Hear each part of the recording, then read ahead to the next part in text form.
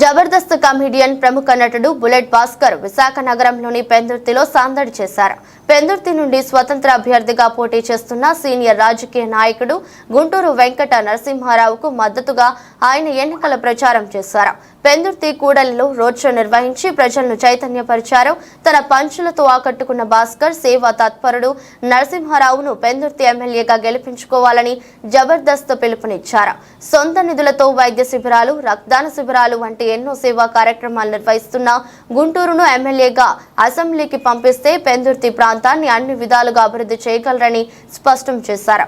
ఎమ్మెల్యేగా గెలిచిన వారు హైదరాబాద్ కు, అమరావతికో వెళ్లిపోయి ఇక్కడి ప్రజలను మర్చిపోతారని, గుంటూరు మాత్రం పుట్టినప్పటి నుంచి పెందుర్తిలోని ప్రజలతో మమేకమై ఉంటున్నారని పేర్కొన్నారు. స్థానిక సమస్యలు తెలిసిన నాయకుడిని గెలిపించుకుంటే ప్రజలకు అండగా నిలుస్తారని స్పష్టం చేశారు.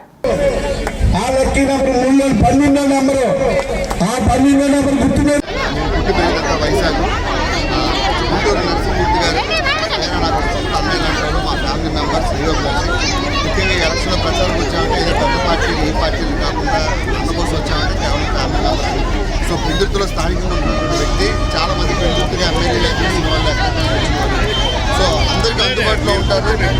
పెందుర్తిలో ఏ సమస్య వచ్చినా కూడా మీరు వెళ్ళి అడగడానికి ఒక హక్కు ఉంటుంది, ఎందుకంటే నేను స్థానికుడు కాబట్టి. సో మీరందరూ కూడా రాబోయే ఎన్నికల్లో ఉమ్మడి గుర్తుపై ఓటు వేసి అన్నయ్య గారిని గుంటూరు నరసింహ గారిని గెలిపిస్తారని ఒకటే గుర్తుపెట్టుకోండి, ఎమ్మెల్యేగా గెలిచిన మీకు అందుబాటులో ఉండే వ్యక్తిని సెలెక్ట్ చేసుకోవాలనుకుంటే దానికి ఒకే ఒక ఆప్షన్ గుంటూరు నరసింహ.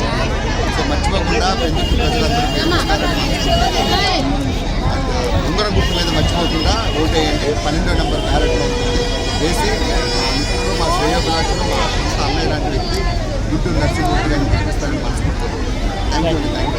పత్రికా సోదరులకు, అదే విధంగా వీడియో ఛానల్ వాళ్ళకి, యూట్యూబ్ ఛానల్ వాళ్ళకి, ముఖ్యంగా ఏదైతే నాలాగా చూస్తున్న చిన్న పేపర్లో చిన్న చూపు చూస్తుంటారు, నాలాగే నన్ను చూసినట్టే వాళ్ళని చూస్తారు. వాళ్ళందరూ కూడా నా హృదయాల్లో ఉన్నారని చెప్పి మీ అందరికీ తెలియజేస్తున్నాను.